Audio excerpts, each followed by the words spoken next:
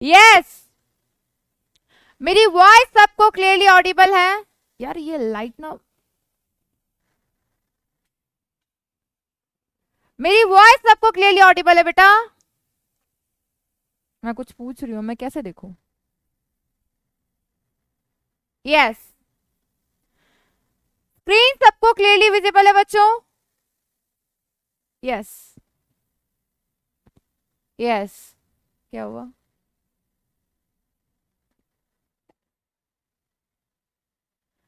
So very warm good evening to all of you. This is Dolly Sharma, your own chemistry ma'am, and आज हम continue करने वाले हैं coordination compounds का lecture number 10. ठीक है, कंटिन्यू करते हैं बेटा, कंटिन्यू करते हैं.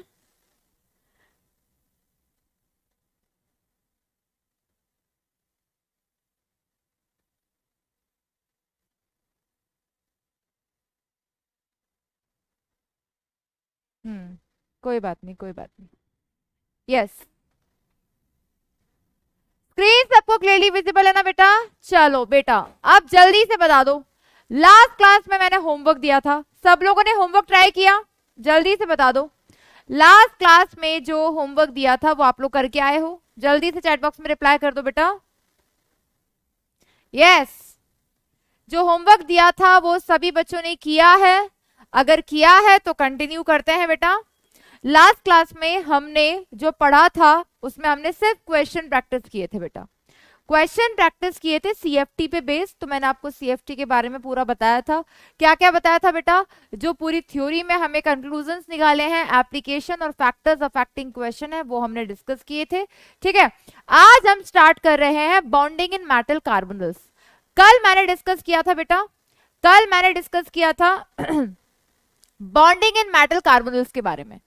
क्या डिस्कस किया था बेटा? कि मेटल और कार्बोनिल के बीच में हमें कैसे पता चलेगा कि वो एक ऑर्गेनोमेटेलिक कंपाउंड है. तो उसके लिए मैंने बोला था, जब जब मेटल डायरेक्टली बॉन्डेड होता है कार्बन से, या कार्बन डायरेक्टली बॉन्डेड हो किसी मेटलॉइड से, तो वो कंपाउंड कहलाता है ऑर्गेनोमेटेलिक कंपाउंड.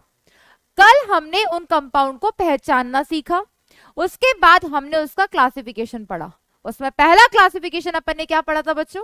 सिमेट्रिकल और सिमेट्रिकल. तो मेटल के साथ जो दोनों ग्रुप्स लगे हुए हैं, जो दोनों लिगेंड्स लगे हुए हैं, अगर वो दोनों सेम है तो वो सिमेट्रिकल ऑर्गेनोमेटेलिक कंपाउंड हो गया.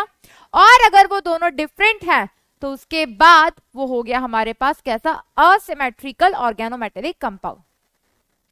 उसके बाद हमने क्लासिफिकेशन पढ़ा कि मेटल और कार्बन के बीच में जो बॉन्डिंग हो रही है, अगर वो सिग्मा बॉन्ड है, सिंगल बॉन्ड है, तो वो होता है that is sigma bonded complex. और अगर उनके बीच में पाई बॉन्डिंग हो रही है तो वो होता है, कैसा होता है बेटा? पाई बॉन्डेड कॉम्प्लेक्स. और जिसमें सिग्मा और पाई दोनों होता है उसे हम कहते हैं, क्या कहते हैं बेटा? जल्दी से बताओ, जल्दी से बताओ. हाँ बिल्कुल, केबीडी भी रखेंगे. कल ही हम केबीडी खेले थे, तब कहाँ थे तुम लोग? बिल्कुल कार्तिक, होमवर्क भी चेक करेंगे, बिल्कुल होमवर्क भी चेक करेंगे. पर जल्दी से बताओ, कल जो मैंने होमवर्क दिया था सिर्फ 6 से 7 क्वेश्चंस दिए थे, जिनका आपको सीएफएसई स्प्लिटिंग इक्वेशन लिखना था, साथ में साथ उनका आपको सीएफएसई कैलकुलेट करना था. ठीक है, उसके बाद बेटा आज हम इसको कंटिन्यू करते हैं. अगर आपको होमवर्क के किसी भी क्वेश्चन में डाउट होगा तो हम वो क्वेश्चन डिस्कस करेंगे, उसके बाद हम कंटिन्यू करते हैं. हमारा इस चैप्टर में आज की क्लास के बाद लास्ट टॉपिक रह जाएगा बेटा कोऑर्डिनेशन कंपाउंड का, दैट इज आइसोमेरिज्म. आज हम कंटिन्यू करते हैं बेटा जो हमने लास्ट क्लास में स्टार्ट किया था, दैट इज ऑर्गेनोमेटेलिक कंपाउंड. तो उसमें हमने बॉन्डिंग इन मेटल कार्बोनिल्स में सिग्मा बॉन्डेड कॉम्प्लेक्सेस डिस्कस कर लिए थे, like Wilkinson catalyst, like Ziegler Natta catalyst, like Grignard reagent, इनके बारे में हमने पढ़ा था. वहीं पे बेटा आज हम पढ़ेंगे पाई बॉन्डेड कॉम्प्लेक्स के बारे में और stability of complexes. Stability of complexes से क्या मतलब है बेटा? कॉम्प्लेक्स कैसे स्टेबल होता है, कौन सा कॉम्प्लेक्स ज्यादा स्टेबल होता है, कौन सा कम. मैम प्लीज एक बार कलर वाले क्वेश्चन बता दीजिए. अमन सिंह, बेटा आपने क्लास पूरा अटेंड किया? अगर आपने क्लास पूरा अटेंड किया होगा तो कलर वाला कंसेप्ट मैंने डीएनएफ में भी पढ़ाया था और मैंने सीएफटी में भी पढ़ाया था. एक बार आप उसको पूरा रिवाइज करके आना, और अगर फिर भी ना समझ आए तो अगली क्लास की स्टार्टिंग में मैं आते ही सबसे पहले कलर वाला कंसेप्ट बता दूंगी, लेकिन एक बार वो क्लास जरूर रिवाइज करके आना बेटा, क्योंकि हम ऑलरेडी इसको डिस्कस कर चुके हैं। ठीक है, अब ये बताओ तुम लोगों ने अपना बैकलॉग कंप्लीट किया? जल्दी बताओ बच्चों, बैकलॉग कंप्लीट किया? जो पुराने लेक्चर्स बोर्ड्स चल रहे थे, तुमने जो क्लासेस स्किप की है वो क्लासेस सारी अटेंड कर ली? जल्दी से बताओ बेटा, चैट बॉक्स में चैट की स्पीड एकदम बढ़ जानी चाहिए जिन बच्चों ने कर ली है। यस विदित वाशने कमेंट आज भी लेट आ रहे हैं क्या? एक बार मैं कंफर्म करके आती हूँ।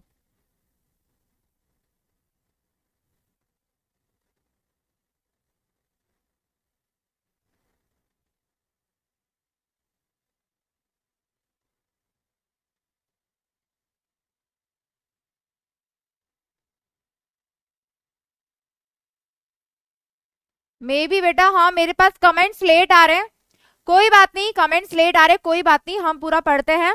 और आज मैं आप लोग के लिए एक पोल क्रिएट करूंगी, ठीक है? आपको एक ऑप्शन सिलेक्ट करना होगा, वो सारे क्वेश्चंस हम सॉल्व करेंगे, ठीक है?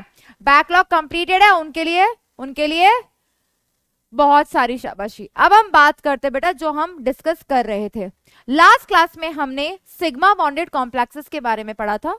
आज जब मैं आपको सिग्मा और पाई दोनों समझाऊंगी तो आपको चीजें ज्यादा अच्छे से क्लियर हो जाएंगी।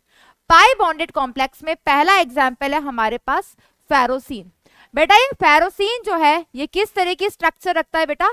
सैंडविच टाइप स्ट्रक्चर रखता है, सैंडविच टाइप इसकी स्ट्रक्चर होती है। कैसा होता है भाई सैंडविच? देखो ध्यान से, आपने अगर कभी सैंडविच खाया हो, जल्दी बताओ, खाया है नहीं खाया है? बिल्कुल खाया होगा, ठीक है? अब उस केस में क्या होता है कि एक हमारे पास ब्रेड का स्लाइस है, बीच में हमने बटर वेजिटेबल जो भी रखा और उसके ऊपर दूसरा ब्रेड रख दिया। सेम इसी तरीके से जो फेरोसीन होता है, इस फेरोसीन में हमारे पास जो आयरन होता है वो हमारा सेंट्रल मेटल एटम होता है, और हमारे पास ये साइक्लोपेंटाडाइईन जो होता है, क्या होता है बेटा? ये हमारे पास जो साइक्लोपेंटाडाइईन होता है ये इसके लिए लिगेंड का काम कर रहा है। लेकिन ये कैसा है? ये पाई बॉन्डेड है। ये पाई बॉन्डेड है तो इसमें पता है क्या होता है बेटा? इसमें हमारे पास जो पांचों ये कार्बन है वो पांचों कार्बन इस आयरन को डोनेट कर रहे हैं। क्या डोनेट कर रहे हैं? इलेक्ट्रॉन पेयर डोनेट करके पाई बॉन्ड का फॉर्मेशन कर रहे हैं। और इस केस में ये जो कॉम्प्लेक्स हमारे पास है, राज बेटा बोल रहे हैं देखा भी नहीं है कैसा होता है। सैंडविच नहीं देखा बेटा आपने? कैसी बहकी बातें कर रहे हो बताओ? हाँ सविता जी तो भेज रही है सैंडविच होता कैसे है। तो इसका फॉर्मूला कैसे एग्जिस्ट करता है बेटा? फॉर्मूला एग्जिस्ट करता है, हमारे पास ये आयरन होता है, क्लियर? नीटा की पावर हम 5 शो करते हैं, क्या होता है? C5H5। ये दो होते हैं, इस तरीके से हम इस कॉम्प्लेक्स को रिप्रेजेंट करते हैं। यहां पर जो ये नीटा की पावर है, ये नीटा की पावर पता है बेटा क्या शो करती है? ये नीटा की पावर हमें यहां पर शो करती है कि कितने इलेक्ट्रॉन पेयर देकर ये कोऑर्डिनेट बॉन्ड बना रहा है। यानी कि ये जो C5H5 है, C5H5 है ये एक, इस आयरन के साथ दो C5H5 लगे हुए हैं और एक C5H5 कितने कोऑर्डिनेट बॉन्ड बना रहा है इस सेंट्रल मेटल एटम के साथ? 5 कोऑर्डिनेट बॉन्ड बना रहा है। तो अब इस केस में ये C5H5 यहां पर भी इसके साथ कोऑर्डिनेट बॉन्ड बनाता है और ये इसके साथ कोऑर्डिनेट बॉन्ड बनाता है। तो इस तरीके से इसकी स्ट्रक्चर एग्जिस्ट करती है। अब क्वेश्चन अराइज होता है कि मैम अभी नहीं समझ में आ रहा कि पाई बॉन्ड कैसे अपना electron pair central metal atom को दे सकता है। ये मैं आपको ड्रॉ करके अभी बताऊंगी, अभी सिर्फ मैं एग्जांपल्स डिस्कस कर रही हूं। अभी मैं आपको ड्रॉ करके बताऊंगी जब मैं आपको मेटल कार्बोनिल्स की हिस्ट्री बताऊंगी कि मेटल और कार्बोनिल जो कंपाउंड बनते हैं, जो न्यूट्रल कंपाउंड बनते हैं, वो कैसे बनते हैं, उन पे कोई चार्ज क्यों नहीं होता, मेटल से लिगेंड और लिगेंड से मेटल बॉन्ड बनता कैसे है, हम पूरा डिस्कस करेंगे, ठीक है? नेक्स्ट एग्जांपल देखो बेटा, dibenzene chromium. Dibenzene chromium is just like ferrocene. यहां पर अब डोनर कौन है बेटा? 2 बेंजीन रिंग है, तो बस बीच में बना दिया हमने क्रोमियम। अब इस क्रोमियम के साथ कितनी बेंजीन बॉन्डिंग होगी बेटा, बताओ बेटा। यस बेटा, कितनी बेंजीन होंगी इस क्रोमियम के साथ, जल्दी बताओ। नाम से ही दिख रहा है डायबेंजीन क्रोमियम, तो यहां पर हमने 2 बेंजीन रिंग बना दी। एक बेंजीन रिंग ये हो गई बेटा, ठीक है, इसका मैं रेजोनेंस हाइब्रिड बना देती हूं। एक बेंजीन रिंग ये हो गई। अब इस केस में ये जो बेंजीन रिंग लगी हुई है, यहां पर ये क्रोमियम एक बेंजीन के साथ टोटल कितने बॉन्ड बना रहा है बेटा, 6 कोऑर्डिनेट बॉन्ड बना रहा है। यानी कि हर पाई बॉन्ड से ये इलेक्ट्रॉन पेयर लेकर बॉन्ड बना रहा है। That is dibenzene chromium. हर कार्बन यहां से बॉन्ड बना रहा है। इसको हमें रिप्रेजेंट करना हो तो ये क्रोमियम हो गया। इस बार नीटा की पावर 6 हो जाएगा। नीटा की पावर 6 क्यों होगा बेटा, क्योंकि हमारे पास जो एक C6H6 है वो कितने कोऑर्डिनेट बॉन्ड बना रहा है बेटा, वो बना रहा है 6 कोऑर्डिनेट बॉन्ड। तो ये जो नीटा है इसकी जो पावर है वो ये रिप्रेजेंट कर रही है कि एक C6H6 इस क्रोमियम के साथ टोटल कितने कोऑर्डिनेट बॉन्ड बना रहा है। तो यहां पर एक कोऑर्डिनेट बॉन्ड इसके साथ, एक कोऑर्डिनेट बॉन्ड इसके साथ, हर कार्बन के साथ यहां पे हमारे पास 6 कोऑर्डिनेट बॉन्ड बन रहे हैं, सेम नीचे से ऊपर की तरफ। इसकी स्ट्रक्चर सैंडविच टाइप होती है, बीच में क्रोमियम, नीचे 6, ऊपर 6 कार्बन, और ये कोऑर्डिनेट बॉन्ड बना रहे हैं बीच वाले क्रोमियम के साथ। ठीक है, नेक्स्ट एग्जांपल देखो बेटा, जीजिस सॉल्ट। पूछा जाता है सीधा सीधा कि जीजिस सॉल्ट का फॉर्मूला क्या होता है। अब इस केस में ये जो सॉल्ट है, सबसे पहले उसका फॉर्मूला किसका है बेटा, सेंट्रल एटम कौन है, प्लैटिनम। 3 क्लोरीन लिगेंड के साथ तो ये कोऑर्डिनेट बॉन्ड सिंपली बना रहा है लिगेंड टू मेटल। लेकिन यहां पर जो ये C2H4 लगा हुआ है, जिसको हम इथीन भी बोलते हैं, एक इथीन मॉलिक्यूल लगा हुआ होता है इस प्लैटिनम के साथ। और ये जो इथीन यहां पर है, ये कितने कोऑर्डिनेट बॉन्ड बनाएगा बेटा, किस तरीके से बनाएगा, देखो ध्यान से। तो इसकी स्ट्रक्चर अगर हम रिप्रेजेंट करना चाहें, ये हो गया बेटा सेंट्रल एटम प्लैटिनम। एक क्लोरीन ने इलेक्ट्रॉन पेयर दिया, दूसरे क्लोरीन ने इलेक्ट्रॉन पेयर दिया, तीसरे क्लोरीन ने इलेक्ट्रॉन पेयर दिया, और हमारे पास अब चौथा मॉलिक्यूल कौन सा है बेटा, चौथा मॉलिक्यूल है CH2, double bond CH2। Ma'am आपने इसको इस तरीके से क्यों बनाया, क्योंकि जब इसका हाइब्रिडाइजेशन निकाला जाता है तो इसका हाइब्रिडाइजेशन क्या आता है बेटा, इसका हाइब्रिडाइजेशन आता है DsP2। और इसकी शेप क्या कंसीडर की जाती है बेटा, बीच में इसकी शेप कंसीडर की जाती है, that is square planar. Nature में कैसा होता है, डायमैग्नेटिक। मैम ये सब कैसे निकाला गया, ये सब निकाला गया है बेटा अगेन वैलेंस बॉन्ड थ्योरी से। ठीक है, एक और बच्चे ने वापस पूछा मैम नीटा क्या है, बेटा नीटा रिप्रेजेंट कर रहा है डेंसिटी को, यानी कि कितने कोऑर्डिनेट बॉन्ड एक लिगेंड बना रहा है। ठीक है, बिल्कुल ये याद करना है, सीधा सीधा पूछा जाता है जीजिस सॉल्ट का फॉर्मूला, जीजिस सॉल्ट में कितने कोऑर्डिनेट बॉन्ड हैं, ये सब पूछा जाता है बेटा। ठीक है, अब बेटा जो फैक्ट बेस्ड चीजें हैं वो तो फैक्ट बेस्ड रहेंगी, उसको तो याद करना पड़ेगा। क्लियर, नाम तो याद रखने पड़ेंगे बेटा, बिल्कुल यहां से पूछा जाता है। अब हम बात करने जा रहे हैं बेटा sigma and pi bonded. Clear, हमने टॉपिक कल स्टार्ट किया था ऑर्गेनोमेटेलिक्स। क्या होता है ऑर्गेनोमेटेलिक्स, जब मेटल और कार्बोनिल के बीच में बॉन्ड होता है। बेटा ये रहा सेंट्रल मेटल एटम, ठीक है, ये रहा CO, इसे क्या कहते हो बेटा, इसे आप कहते हो कार्बोनिल। ठीक है, और इसे आप क्या कहते हो, इसे आप कहते हो सेंट्रल मेटल एटम, और इसे क्या कहते हो बेटा, इसे कहते हो लिगेंड। क्लियर, जो इलेक्ट्रॉन पेयर डोनेट करके कोऑर्डिनेट बॉन्ड का फॉर्मेशन करता है। अब ये जो सेंट्रल मेटल एटम होता है वो डी ब्लॉक का कोई ना कोई एलिमेंट होता है। अब इस सेंट्रल मेटल एटम के पास वेकेंट ऑर्बिटल तो होता है, ये तो हमें पता है, तभी तो हम कोऑर्डिनेशन कंपाउंड के लिए डी ब्लॉक एलिमेंट का यूज करते हैं, क्योंकि इनके पास वेकेंट ऑर्बिटल अवेलेबल होते हैं। लेकिन क्या इनके पास कभी भी डी ऑर्बिटल फिल नहीं होता, बिल्कुल इनके पास फिल्ड डी ऑर्बिटल भी अवेलेबल होते ही होते हैं भाई। कोई सा भी कॉम्प्लेक्स देख लो, मान लो FeCl6-2, FeCl6-4, आयरन का ऑक्सीडेशन स्टेट आया +2, इलेक्ट्रॉनिक कॉन्फ़िगरेशन होता है 3d6-4s2, 2 इलेक्ट्रॉन निकल गए, बच गया 3d6। अब इस केस में अगर 3 ऑर्बिटल भी पूरे पूरे भर जाए तो 2 ऑर्बिटल फिर भी खाली हैं।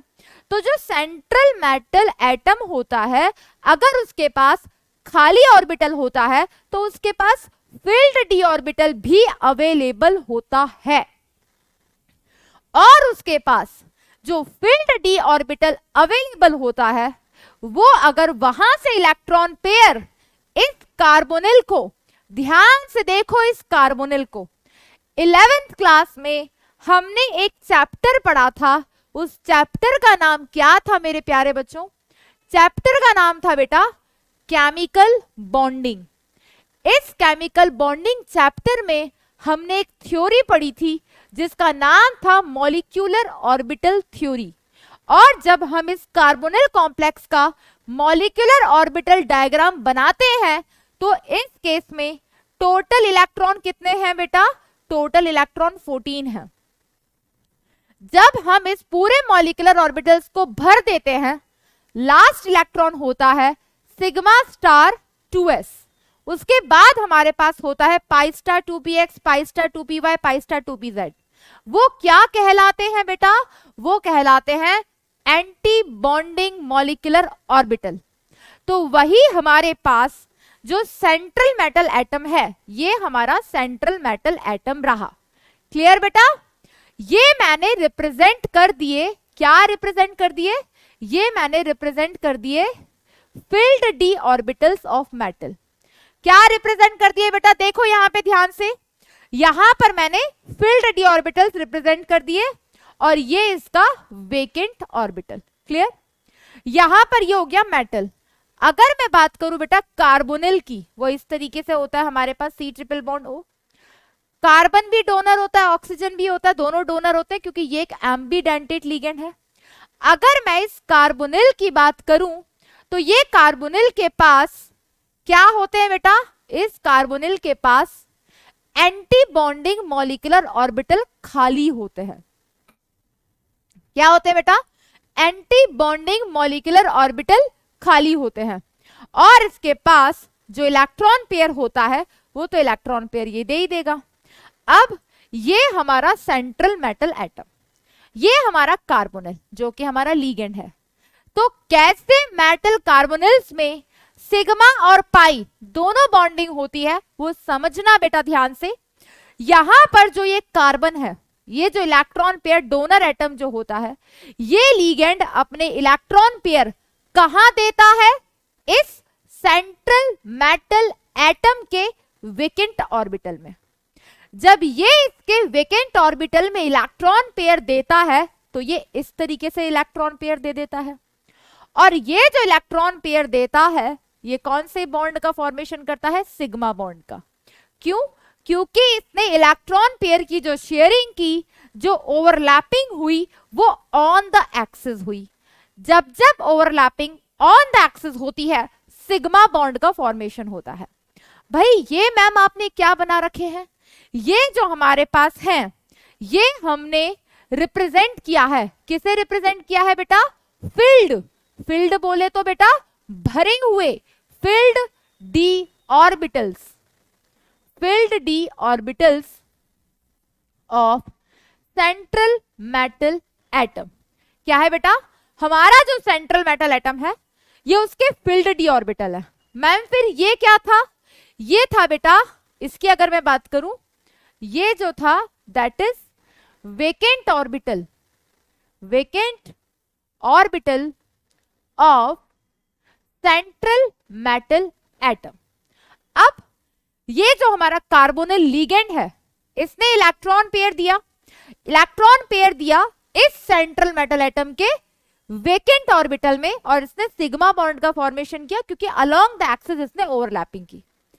लेकिन हमारे पास जो मेटल के फील्ड ऑर्बिटल्स हैं, ये जो मेटल के फील्ड ऑर्बिटल्स हैं, इनके पास तो इलेक्ट्रॉन पेयर होता है, और ये जो कार्बोनिल है, ये जो कार्बोनिल हमारा लीगेंड है, इस CO लीगेंड के पास हमने MOT में पढ़ा है, इसके पास इसके पास वेकेंट ऑर्बिटल्स होते हैं, लेकिन इसके पास जो वेकेंट ऑर्बिटल्स होते हैं वो कौन से होते हैं? एंटी बॉन्डिंग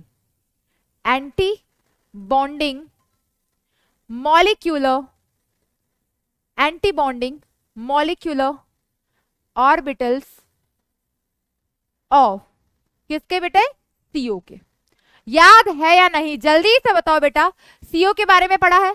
तो होता क्या है, जब ये carbonyl ligand electron pair donate करता है मेटल के वेकेंट ऑर्बिटल में, मेटल के वेकेंट डी ऑर्बिटल में इलेक्ट्रॉन पेयर डोनेट करता है, तो यहाँ पे सिग्मा बॉन्ड का फॉर्मेशन होता है। और वहीं पे जो ये सेंट्रल मेटल एटम के फिल्ड डी ऑर्बिटल होते हैं, ये अपने इलेक्ट्रॉन पेयर इस कार्बन के किसमें बेटा?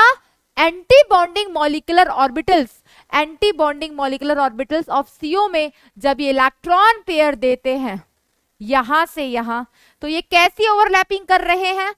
कोलेटरल ओवरलैपिंग कर रहे हैं, साइड वाइज ओवरलैपिंग कर रहे हैं। और यहां पर जो बॉन्डिंग हो रही है वो बॉन्डिंग कौन सी कहलाती है बेटा? ये बॉन्डिंग कहलाती है पाई बॉन्ड। तो अगर कोई पूछे कि मेटल कार्बोनिल्स में सिग्मा एंड पाई दोनों किस डायरेक्शन में होता है, तो सिंपल बेटा, सिग्मा बॉन्ड किस किस के बीच में होता है?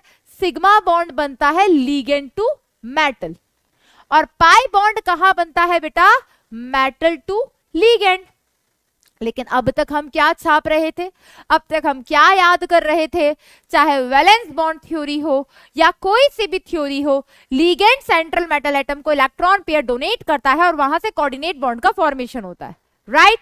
लेकिन उस सेंट्रल मेटल एटम के पास भरे हुए ऑर्बिटल्स भी तो होते हैं। वो उन भरे हुए ऑर्बिटल्स को जब कार्बोनिल के vacant anti bonding molecular orbital में इलेक्ट्रॉन पेयर डोनेट करता है, तो वो फॉर्मेशन करता है पाई बॉन्ड का। यस, तो ये क्या है बेटा? ये हमारे पास, इधर मैं मेंशन कर देती हूं, vacant anti bonding molecular orbitals of CO. ये क्या थे? Field D orbitals of central metal atom. तो बेटा पाई बॉन्ड कहां से बनता है? मेटल के फिल्ड डी ऑर्बिटल से। जब कार्बोनिल के vacant anti bonding molecular orbital में इलेक्ट्रॉन जाता है तो पाई बॉन्ड कॉम्प्लेक्स का फॉर्मेशन होता है। और कार्बोनिल का जो कार्बन इलेक्ट्रॉन पेयर होता है, जब इस मेटल के वेकेंट ऑर्बिटल में इलेक्ट्रॉन पेयर देता है, तो ये सिग्मा बॉन्ड का फॉर्मेशन कहता है। और जितनी ज्यादा स्ट्रेंथ सिग्मा बॉन्ड की होती है, उतनी ज्यादा स्ट्रेंथ पाई बॉन्ड की होती है। और इसी टाइप की बॉन्डिंग को हम क्या बोलते हैं बेटा? इसी टाइप की बॉन्डिंग को हम बोलते हैं दैट इज सिनर्जिक। क्या बोलते हैं बेटा?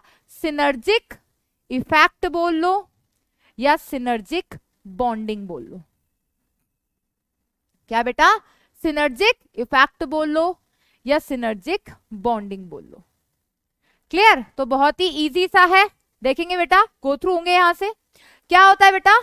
द मेटल कार्बन बॉन्ड, यानी कि मेटल कार्बोनिल जो होते हैं वही ऑर्गेनोमेटेलिक कंपाउंड होते हैं, जहां मेटल और कार्बोनिल के बीच में सीधा सीधा बॉन्ड होता है। तो जो मेटल कार्बन बॉन्ड होता है मेटल कार्बोनिल्स में, उसमें दो तरीके के कैरेक्टर होते हैं। हमने अभी देखा कौन कौन से कैरेक्टर होते हैं बेटा? Number 1 that is sigma and number 2 that is pi character. दोनों होते हैं, सिग्मा और पाई दोनों होते हैं। तो मेटल कार्बन का जो सिग्मा बॉन्ड होता है वो किसकी वजह से बनता है? अभी हमने क्या पढ़ा? जो हमारा लीगेंड है, जो लीगेंड है हमारे पास, वो जब लोन पेयर हो गया, वो लोन पेयर ऑफ इलेक्ट्रॉन जो कार्बोनिल के पास होते हैं, कार्बन मोनोक्साइड के पास होते हैं, वो इलेक्ट्रॉन पेयर कहां देता है बेटा? Vacant orbital of metal. जो हमारा सेंट्रल मेटल एटम होता है उसके वेकेंट ऑर्बिटल में जब वो इलेक्ट्रॉन पेयर देता है तो वो क्या बनाता है? सिग्मा बॉन्ड का फॉर्मेशन होता है। और पाई बॉन्ड कैसे बनता है? क्या बताया मैंने? वही सेंट्रल मेटल एटम, उसके पास जो भरे हुए डी ऑर्बिटल्स हैं, जिन्हें हम फिल्ड डी ऑर्बिटल्स कहते हैं, जब वो इलेक्ट्रॉन पेयर देता है उस कार्बोनिल के एंटी बॉन्डिंग मॉलिक्यूलर ऑर्बिटल में। तो देखना बेटा, that metal carbon pi bond, metal और कार्बन के बीच में जो पाई बॉन्ड बना है, that is formed by the donation of pair of electrons, pair of electrons from, कहां से बेटा, जो हमारा सेंट्रल मेटल एटम है उसके पास जो भरे हुए डी ऑर्बिटल्स होते हैं, इनटू किसके अंदर जाते हैं बेटा, the anti bonding pi star orbital of carbon monoxide. Clear, carbon monoxide के एंटी बॉन्डिंग मॉलिक्यूलर ऑर्बिटल में जाते हैं और मेटल टू लिगेंड, यहां पे जो मेटल टू लिगेंड बॉन्डिंग हो रही है दोनों तरह की, ये सिनर्जिक इफेक्ट को क्रिएट करता है और वो स्ट्रेंथ को इंक्रीज करता है किसके बीच में बेटा, between the carbon monoxide and the metal. यानी कि इधर से भी बॉन्डिंग हो रही है पाई बॉन्डिंग और इधर से हो रही है सिग्मा। ठीक है, अब वन बाय वन डिस्कस करते हैं। यस नाज, नाज क्या समझ नहीं आया, जल्दी से पूछो, एक तो चैट बहुत लेट आ रही है। यस बेटा जल्दी से पूछो, क्या समझ नहीं आया, फिर मैं इसको आपको फिर से बता दूंगी, कोई बात नहीं, पूछो बेटा। यस बच्चे पूछो, क्या क्या कंफ्यूजन हो रहा है।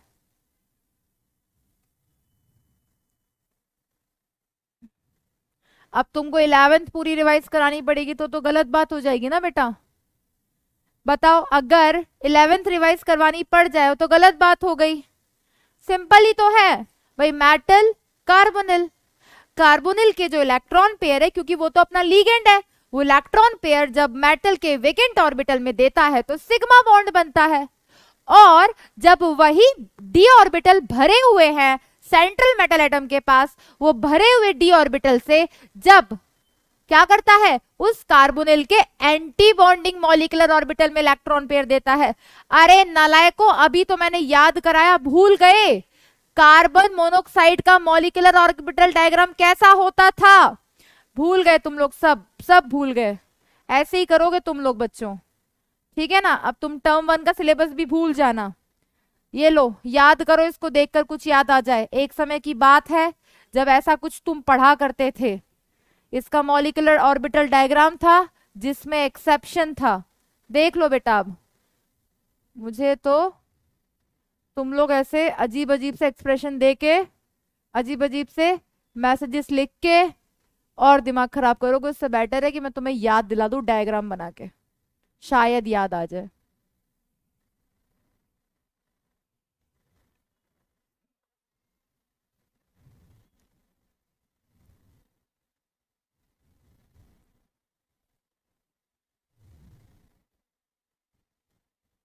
लो अब याद आ जाएगा शायद, ये थोड़ा सा बेकार सा हो गया।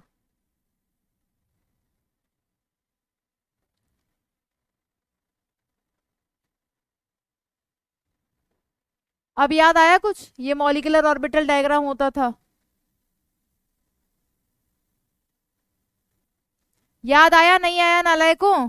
ये सिग्मा 1s, ये सिग्मा स्टार 1s, ये सिग्मा 2s, ये पाई 2px, ये पाई 2py, ये सिग्मा 2pz, ये सिग्मा स्टार 2s, ये पाई स्टार 2px, ये पाई स्टार 2py। नालायकों याद करो, लो ये sigma star 2pz। Carbon monoxide, इस तरफ कार्बन का है ये एटॉमिक ऑर्बिटल्स, और ये एटॉमिक ऑर्बिटल्स होते थे ऑक्सीजन के।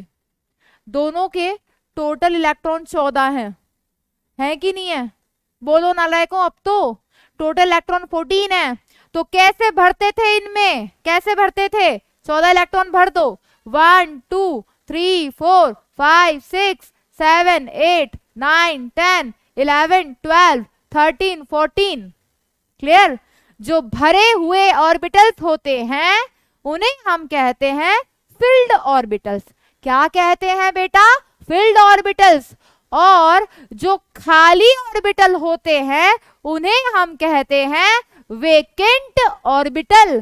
तो ये जो हमारा कार्बन मोनोऑक्साइड है, इसके पास देने के लिए इलेक्ट्रॉन पेयर तो होता ही होता है, क्योंकि ये एक लिगेंड है, ठीक है। और ये तो एक एम्बिडेंटेड लिगेंड है जिसके पास 2 डोनर साइट होती है, लेकिन साथ की साथ इस कार्बन मोनोऑक्साइड के पास, इस कार्बोनाइल के पास खाली ऑर्बिटल भी होते हैं। याद करो, ये पाई स्टार ऑर्बिटल कहलाते थे एंटी बॉन्डिंग मॉलिक्यूलर ऑर्बिटल। कुछ याद आया बेटा? कुछ याद आया? क्या कहते थे? एंटी बॉन्डिंग मॉलिक्यूलर ऑर्बिटल्स कहते थे, नहीं कहते थे? बताओ जरा। तो अब हमारा जो सेंट्रल मेटल एटम है वो कोई ना कोई डी ब्लॉक एलिमेंट होगा। उस सेंट्रल मेटल एटम के पास खाली डी ऑर्बिटल्स होते हैं, ये तो हमें पता है, हमने वीबीटी में देखा, हमने सीएफटी में देखा। लेकिन उसी मेटल के पास जो भरे हुए डी ऑर्बिटल्स होते हैं, जब वो भरे हुए डी ऑर्बिटल्स के इलेक्ट्रॉन पेयर को किसे देता है? इस कार्बोनिल के एंटी बॉन्डिंग मॉलिक्यूलर ऑर्बिटल में देता है। अब क्वेश्चन अराइज होता है, मैम बॉन्डिंग में क्यों नहीं दे रहा? अरे नलायकों, खाली तो एंटी बॉन्डिंग वाले हैं, जिन पे स्टार लगा होता था वो कहलाते थे एंटी बॉन्डिंग मॉलिक्यूलर ऑर्बिटल। और ये एंटी बॉन्डिंग मॉलिक्यूलर ऑर्बिटल खाली है, तो जो मेटल है उसका भी डी ऑर्बिटल, जो ले रहा है कार्बोनिल उसका भी डी ऑर्बिटल। तो डी और डी ऑर्बिटल में जो ओवरलैपिंग होती है वो होती है साइड वाइज ओवरलैपिंग, जिसे कोलेटरल ओवरलैपिंग भी बोलते हैं। और जब जब साइड वाइज ओवरलैपिंग होती है पाई बॉन्ड का फॉर्मेशन होता है। याद आया? कुछ याद आया? देखो अब इधर यही तो लिखा हुआ था नालायकों, कॉपी पेस्ट की दुकान। देखो इधर, the metal carbon pi bond is formed by the donation of a pair of electron from a field D orbital. Central metal atom के जो भरे हुए डी ऑर्बिटल होते हैं उन्हें कहते हैं field D orbital. Into the किसके अंदर? Vacant anti bonding pi star orbital of carbon monoxide. So that is the molecular orbital diagram of carbon monoxide, जो हमने 11th क्लास में केमिकल बॉन्डिंग में थ्योरी पढ़ी थी, वहां हमने ये पढ़ा था। पढ़ा था नहीं पढ़ा था? तो ये खाली ऑर्बिटल को क्या बोलोगे? Vacant anti bonding pi star molecular orbital. तो भाई कुछ अलग लिखा था क्या नालायकों? और ये जो सिग्मा और पाई बॉन्डिंग हो रही है उसी को कहते हैं सिनर्जिक इफेक्ट। अब यहां तक आ ही गए हैं तो ये भी बता दो, एक फॉर्मूला था, इसी थ्योरी में पढ़ा था, दैट बॉन्ड ऑर्डर का फॉर्मूला क्या होता था? जल्दी से बताओ बेटा। बॉन्ड ऑर्डर का फॉर्मूला होता था 1/2 NB माइनस NA। NB का मतलब क्या होता था बेटा? Number of electrons in bonding molecular orbital. Na का मतलब क्या होता था बेटा? Nb का मतलब होता था number of electrons in bonding molecular orbital. और Na का मतलब क्या होता था? क्या होता था बेटा? सही बताओ। That is number of electrons in anti bonding molecular orbital. Clear?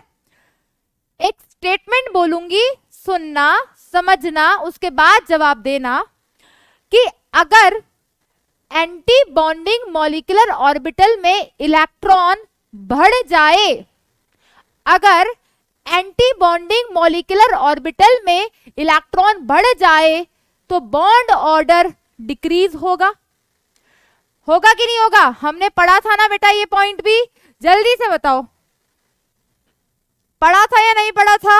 बिल्कुल पढ़ा था कि if number of electrons increases in anti bonding molecular orbital, then bond order क्या होगा बेटा? बॉन्ड ऑर्डर डिक्रीज होगा। किसका? कार्बन मोनोऑक्साइड का। पढ़ा था। और बॉन्ड ऑर्डर जो होता है, क्या पढ़ा था बेटा 11th क्लास में? बॉन्ड ऑर्डर डायरेक्टली प्रोपोर्शनल होता है। किसके डायरेक्टली प्रोपोर्शनल होता है बेटा? बॉन्ड की स्ट्रेंथ के। किसके बेटा? बॉन्ड की स्ट्रेंथ के। और किसके इनवर्सली प्रोपोर्शनल होता है बेटा? बॉन्ड लेंथ के। तो अगर मैं आपसे पूछूं कि किसकी बॉन्ड लेंथ ज्यादा होगी, किसकी बॉन्ड लेंथ कम होगी, तो कंपेयर कर सकते हो। मैं ये बोल सकती हूं, क्या बोल सकती हूं? कि जितनी ज्यादा डोनेशन टेंडेंसी होगी, higher the donation tendency, electron pair देने की टेंडेंसी सेंट्रल मेटल एटम की जितनी ज्यादा होगी, उतना ज्यादा वो कार्बोनिल के एंटी बॉन्डिंग मॉलिक्यूलर ऑर्बिटल में इलेक्ट्रॉन देगा।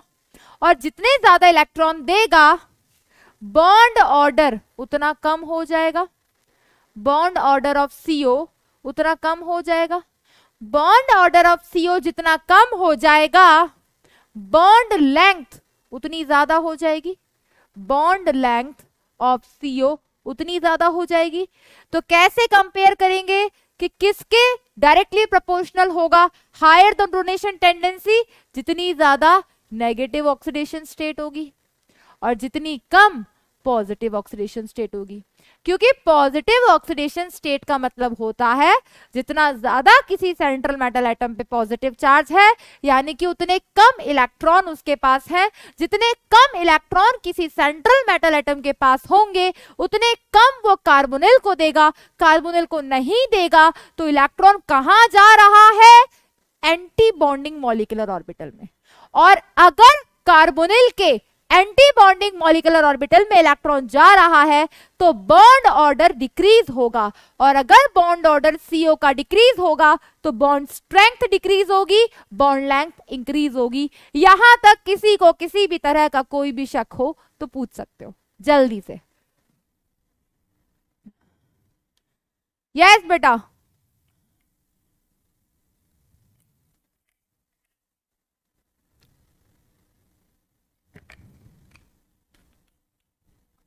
जल्दी से देख लो बेटा। देख लिया सबने? अब बेटा एक क्वेश्चन मैं आपके सामने रिप्रेजेंट कर रही हूं और एक पोल क्रिएट कर रही हूं बेटा। ठीक है, एक पोल क्रिएट कर रही हूं। आपको ऐप पे करेक्ट ऑप्शन सिलेक्ट करना है। ठीक है, क्या करना है बेटा? करेक्ट ऑप्शन सिलेक्ट करना है। ठीक है, तो आपकी स्क्रीन पर क्वेश्चन ये रहा, देख लो बेटा एक बार। क्या पूछा है? CO बॉन्ड स्ट्रेंथ मैक्सिमम किस में होगी? आपके सामने 4 ऑप्शन दे रखे हैं। Option A, option B, option C, option D।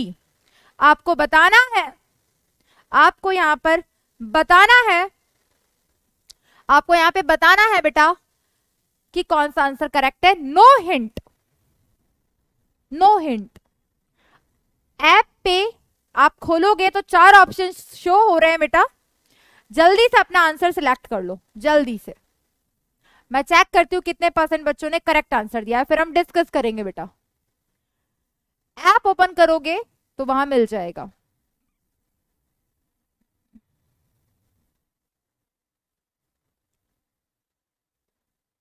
करो बेटा, ट्राई करो।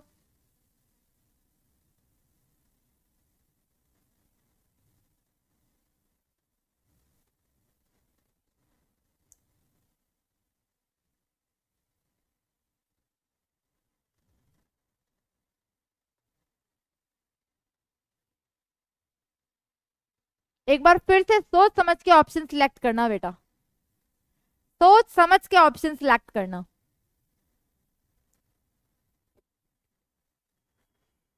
बहुत जल्दी रहती ना ऑप्शन सिलेक्ट करने की।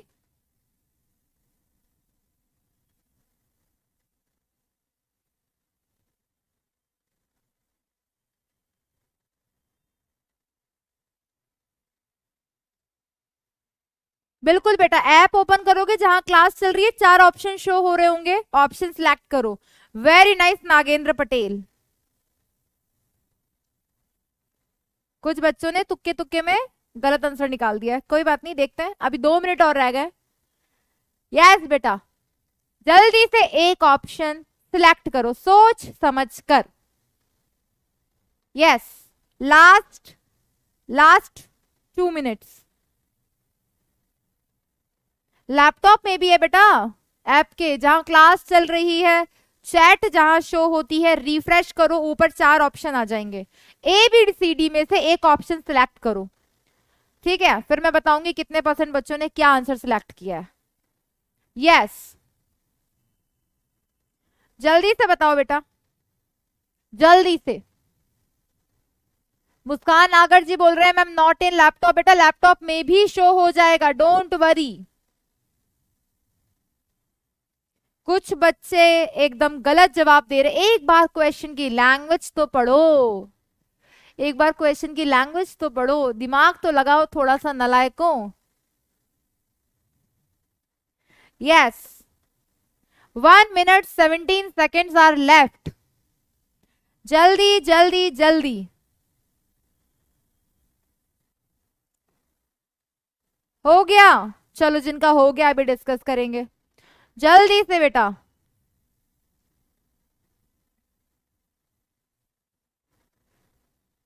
Last 55 seconds, last 55 seconds. भीड़ के पीछे ना भागो नालायकों, अपना आंसर निकालो, भीड़ के पीछे ना भागो।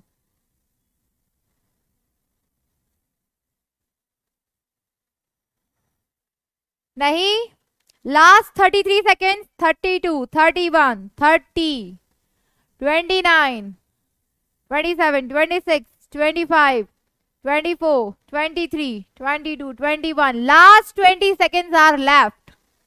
जल्दी से आंसर कर दो बेटा, जल्दी से। जिनका हो गया है well and good, well and good बेटा। 7, 6, 5, 4, 3, 2, 1। चलो ठीक है बेटा, अब हम आ जाते हैं रिजल्ट्स की तरफ। तो ऑप्शन ए की तरफ गए हैं 4% बच्चे, ठीक है। ऑप्शन बी की तरफ गए हैं 70% बच्चे, ऑप्शन सी की तरफ गए हैं 11% बच्चे, और ऑप्शन डी की तरफ गए हैं 14% बच्चे, राइट। तो जल्दी से ये जो 70% वाले हैं, जल्दी से एक बार इनके लिए जोरदार क्या हो जाए बेटा, क्या हो जाए, पिटाई हो जाए इनकी। यही लग रहा है ना सही आंसर है। भीड़ के पीछे ना भागो नालायकों, अपना दिमाग लगाओ, क्लास में 100% सही तरीके से बैठो। ये 14% बच्चे जो हैं ये पक्का डॉक्टर बनेंगे, पक्का। अब देखो दिमाग लगाओ, क्या बोला था मैंने, सीओ की बॉन्ड स्ट्रेंथ मैक्सिमम कहां होगी। एक बात बताओ नालायकों, एक बात बताओ, मैंने क्या बोला था कि जो हमारा सेंट्रल मेटल एटम है, जो हमारा सेंट्रल मेटल एटम है, ये सेंट्रल मेटल एटम जितनी ज्यादा इसकी डोनेशन टेंडेंसी होगी, higher the donation tendency. Donation tendency बोले तो इलेक्ट्रॉन पेयर देने की क्षमता, और इलेक्ट्रॉन पेयर देने की क्षमता उतनी ज्यादा होगी जितनी ज्यादा नेगेटिव ऑक्सीडेशन स्टेट होगी, और जितनी ज्यादा नेगेटिव ऑक्सीडेशन स्टेट होगी वो कार्बोनिल को इलेक्ट्रॉन देगा। लेकिन कार्बोनिल में इलेक्ट्रॉन जा कहां रहा है, anti bonding molecular orbital of carbonyl. और अगर इलेक्ट्रॉन कार्बोनिल के ABMO में जा रहा है तो बताओ जरा, अगर इलेक्ट्रॉन ABMO में जा रहा है तो बॉन्ड ऑर्डर CO का तो डिक्रीज हो रहा है ना, और अगर बॉन्ड ऑर्डर CO का डिक्रीज हो रहा है तो कार्बन मोनोऑक्साइड की बॉन्ड स्ट्रेंथ भी तो डिक्रीज हो रही है नालायकों। तो क्या देखना था, जितना ज्यादा सेंट्रल मेटल एटम पे, जितना ज्यादा सेंट्रल मेटल एटम पे पॉजिटिव चार्ज होगा उतनी कम डोनेशन टेंडेंसी होगी। जितना कम इलेक्ट्रॉन पेयर देगा उतना कम कार्बोनिल में इलेक्ट्रॉन पेयर जाएगा, और जब उसके एबीएमओ में इलेक्ट्रॉन जाएगा ही नहीं तो फिर बॉन्ड ऑर्डर डिक्रीज ही नहीं होगा, bond order increase, bond strength increase. So the correct answer will become option D. तो जल्दी से शाबाशी दे दो अपने आप को जिन्होंने ऑप्शन डी चुना है।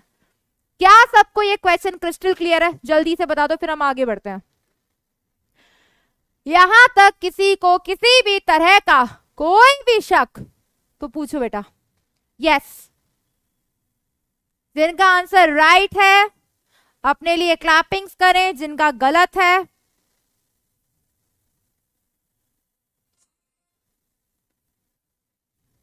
यस यस बेटा, क्लियर हो गया एकदम। यही लिखवाया था यहाँ पे, देखो बेटा यही लिखवाया था, ठीक है, वाइसा वर्सा रिलेशन चलता है। तो ये इस मेटल कार्बोनिल्स की बॉन्डिंग थी बेटा, इसे सिनर्जिक इफेक्ट कहते हैं। और अब हम बढ़ते हैं नए टॉपिक की तरफ, that is stability of complexes. क्या पढ़ने जा रहे हैं बेटा? हम पढ़ने जा रहे हैं स्टेबिलिटी ऑफ कॉम्प्लेक्स। कॉम्प्लेक्स क्या होते हैं भाई लोगों? क्या होते हैं बच्चों? कॉम्प्लेक्स होते हैं जो कोऑर्डिनेशन कंपाउंड है। अब हमारा जो कोऑर्डिनेशन कंपाउंड है, हमारा जो कॉम्प्लेक्स है, वो कितना ज्यादा स्टेबल है ये हम कैसे कैलकुलेट कर सकते हैं? एक होती है बेटा थर्मोडायनेमिक स्टेबिलिटी, एक होती है दैट इज काइनेटिकल स्टेबिलिटी, हम वो एग्जिस्ट करेगा या नहीं करेगा। तो अगर हम बात करें बेटा स्टेबिलिटी ऑफ कॉम्प्लेक्सेस के बारे में, सबसे पहले हम बात करते हैं दैट इज थर्मोडायनेमिक स्टेबिलिटी। और ये किसके प्रोपोर्शनल होती है? ये स्टेबिलिटी डायरेक्टली प्रोपोर्शनल होती है फॉर्मेशन कांस्टेंट, और we can say it stability constant. Ma'am ये क्या होता है? बिल्कुल स्टेप बाय स्टेप बताएंगे। 11th क्लास में एक चैप्टर हुआ करता था, 11th क्लास में एक चैप्टर होता था बेटा जिसका नाम है इक्विलिब्रियम। था कि नहीं था? जल्दी से बता दो, सबने पढ़ा है? वो जो इक्विलिब्रियम चैप्टर हमारे पास था, वहां पे हम इक्विलिब्रियम कांस्टेंट निकाला करते थे, याद है? याद है बेटा? वहां पे हमारे पास इक्विलिब्रियम कांस्टेंट होता। तो बस बेटा हम स्टेप वाइज स्टेबिलिटी कांस्टेंट भी निकाल सकते हैं और हम ओवरऑल स्टेबिलिटी कांस्टेंट भी निकाल सकते हैं। किस तरीके से हम इन रिएक्शंस को रिप्रेजेंट करेंगे बेटा, देखना ध्यान से। एक हम स्लाइड ऊपर ले लेते हैं, यहाँ पर देखना बेटा ध्यान से। सबसे पहले हम बात करते हैं स्टेप वाइज स्टेबिलिटी कांस्टेंट की। किसकी बेटा? That is step wise stability constant. तुम लोगों को 11th ढंग से रिवाइज करानी पड़ेगी, पता नहीं कहां से कंसेप्ट्स तुमने पूरे भुला रखे हैं अपने, बिल्कुल भूल गए, कुछ याद नहीं है। ओवरऑल स्टेबिलिटी कांस्टेंट देखना बेटा यहां पे ध्यान से, ठीक है? कैसे निकालते हैं? सबसे पहले हम बात करते हैं स्टेप वाइज स्टेबिलिटी कांस्टेंट। जब भी कोई मेटल लीगेंड से रिएक्ट करेगा, मेटल लीगेंड से रिएक्ट करेगा, तो उनके बीच में क्या बनेगा? Coordinate bond. उनके बीच में कोऑर्डिनेट बॉन्ड बना और उसने फॉर्मेशन किया मेटल लीगेंड कॉम्प्लेक्स का। तो हमें ये तो पता है ब्रैकेट में हम कोऑर्डिनेशन कंपाउंड को रिप्रेजेंट करते हैं। अब ये जो इक्वेशन है, ये जो रिएक्शन है, यहां पर जो इक्विलिब्रियम कांस्टेंट है उसे हम K1 से रिप्रेजेंट कर रहे हैं। और इक्विलिब्रियम कांस्टेंट का फॉर्मूला क्या हुआ करता था बेटा?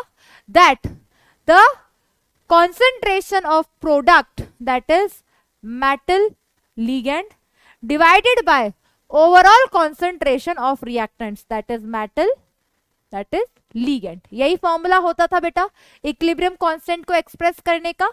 ये हो गई हमारे पास इक्वेशन 1। इसी मेटल लीगेंड को, अगर इसी मेटल लीगेंड को हम रिएक्ट करवाते हैं एक और लीगेंड के साथ, अगर इस मेटल लिगेंड को हम एक और लिगेंड के साथ रिएक्ट कराते हैं। इस रिएक्शन का जो इक्विलिब्रियम कांस्टेंट है वो है K2। यहां से कॉम्प्लेक्स बनेगा दैट इज Ml2। क्या बनेगा बेटा यहां से कॉम्प्लेक्स? Ml2। और इस रिएक्शन का जो इक्विलिब्रियम कांस्टेंट है उसे कैसे एक्सप्रेस करोगे? That is concentration of Ml2 divided by concentration of Ml।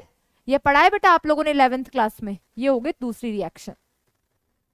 Next बेटा, अगर इसी Ml2 को फर्दर एक लिगेंड से रिएक्ट करवाओगे, इसका इक्विलिब्रियम कांस्टेंट K3, तो क्या करोगे बेटा? यहां से बनेगा Ml3, इसका इक्विलिब्रियम कांस्टेंट क्या हो जाएगा बेटा? That is Ml3 is divided by concentration of metal ligand that is 2 multiply by ligand that is third one.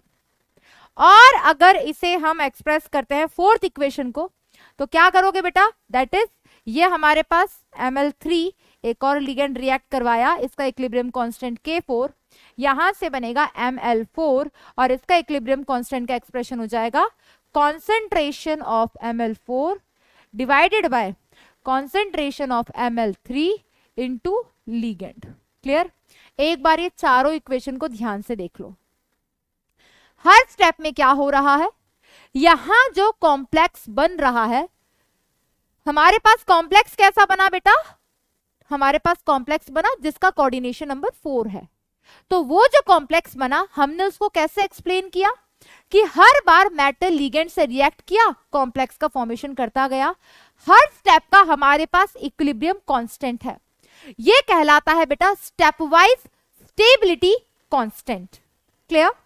अब अगर मुझे इसी का ओवरऑल वैल्यू निकालना है तो उसे मैं बोलती हूं बेटा स्टेबिलिटी कांस्टेंट। अगर मुझे इसे सिंगल स्टेप में एक्सप्लेन करना हो, इस पूरे को सिंगल स्टेप में लिखना हो, तो मैं क्या करूंगी?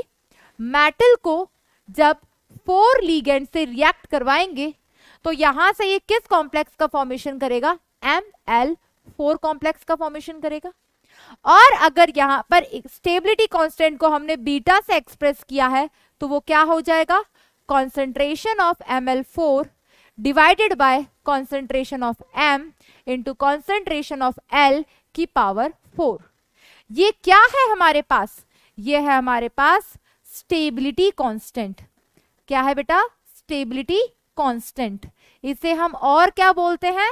इसे हम बोलते हैं फॉर्मेशन कांस्टेंट। इसका सिग्निफिकेंस क्या है मैम? अभी बताते हैं बच्चा, अभी बताते हैं।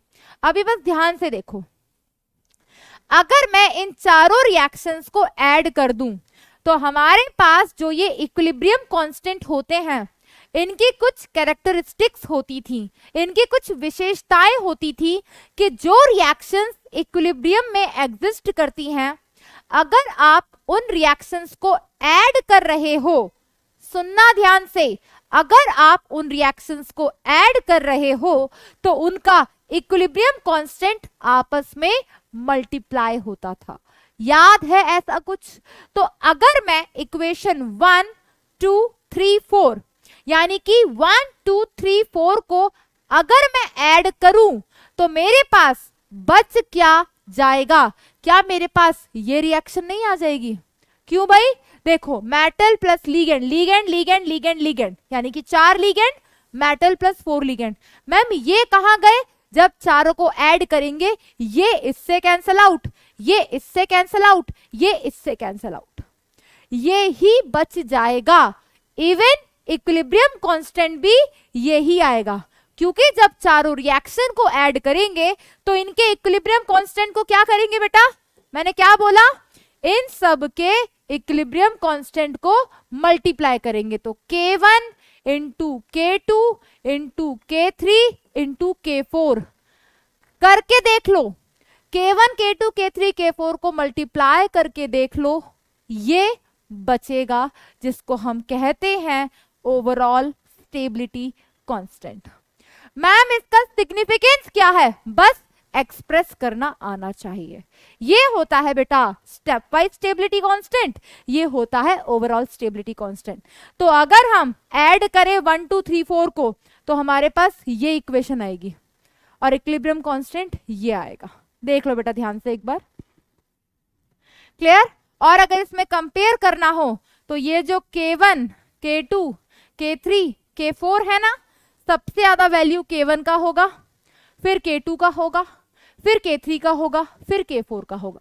मैम ये आपने कैसे लिख दिया? ये मैंने इसलिए लिख दिया क्योंकि जब पहला लीगेंड मेटल के साथ ऐड हुआ था तो मेटल लीगेंड के बीच में कोऑर्डिनेट बॉन्ड बन गया था, लेकिन जब दूसरा लीगेंड ऐड किया तो ऑलरेडी एक लीगेंड प्रेजेंट था, वो लीगेंड उस लीगेंड के साथ रिपल्जन भी करता है, और रिपल्जन होता है तो स्टेबिलिटी डिक्रीज होती है। इसलिए सबसे ज्यादा स्टेबल कौन है बेटा? K1, then K2, then K3 and then K4। Just इतना पूछा जाता है बेटा, ठीक है। यस बेटा, तो ये था हमारे पास स्टेबिलिटी कांस्टेंट। लेकिन कहानी यहां तक खत्म नहीं होती है, क्योंकि हमसे यहां से क्वेश्चन पूछा जाता है, ठीक है। क्वेश्चन कैसा पूछा जाता है वो मैं आपको बता देती हूं, क्योंकि ये तो था स्टेबिलिटी कांस्टेंट जो हमने निकाला, वो क्या था बेटा? Stability constant. लेकिन हम यहां से इनस्टेबिलिटी कांस्टेंट भी कैलकुलेट कर सकते हैं, जिसे हम डिसोसिएशन कांस्टेंट भी बोलते हैं। क्या बोलते हैं? Dissociation constant. और उसे हम क्या बोलते हैं? उसे हम बोलते हैं इनस्टेबिलिटी कांस्टेंट। और ये किसके बराबर होता है बेटा? That is equals to 1/βn। ये बीटा एन क्या था बेटा? ये बीटा एन था अपना स्टेबिलिटी कांस्टेंट। और हम इसे क्या बोलते हैं बेटा? और हम इसे बोलते हैं दैट इज फॉर्मेशन कांस्टेंट। इस फॉर्मूले को ध्यान से देख लो बेटा।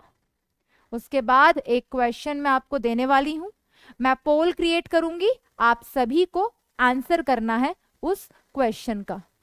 देख लो बेटा ध्यान से एक बार इस फॉर्मूले को। फिर मैं आपको एक क्वेश्चन दे रही हूं, पोल क्रिएट कर रही हूं, पोल क्रिएट कर रही हूं, जल्दी से आप उस क्वेश्चन का आंसर कर दीजिएगा, जल्दी से बेटा। देख लो एक बार ध्यान से।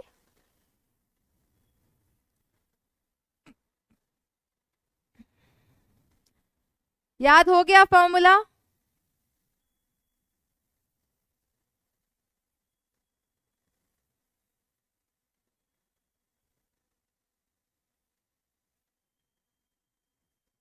याद हो गया बेटा फॉर्मूला?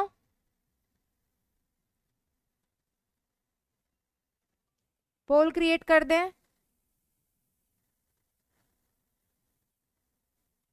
देख लिया सबने? कर दें पोल क्रिएट बेटा?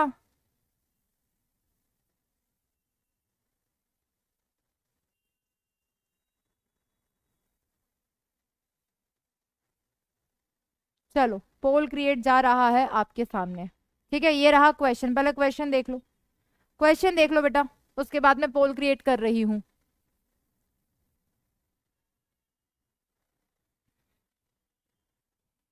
चलो शुरू हो जाओ बेटा, टाइम है आपके पास, टाइम है, करो क्वेश्चन सॉल्व।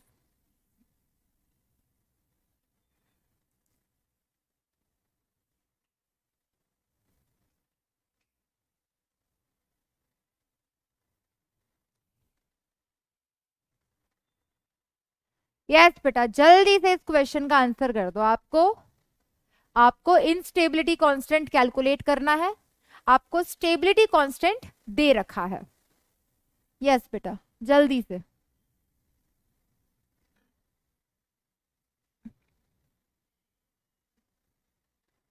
इस बार सही जा रहे हैं बच्चे। पोल कहाँ है बेटा? चैट ऑप्शन खोलो एक बार, चैट ऑप्शन खोलो एक बार, मिल जाएगा वहां पे पोल।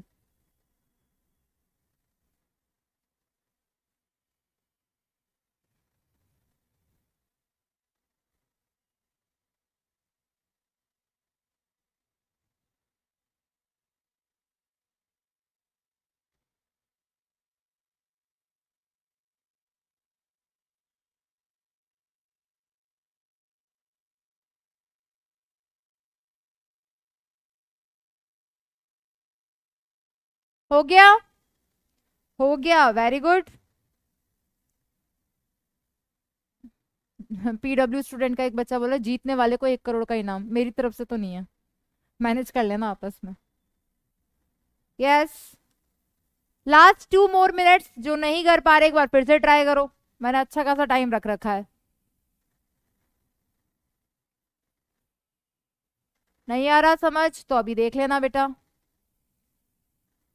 अभी आंसर भी टिक करते हैं, सब्र करो। यस,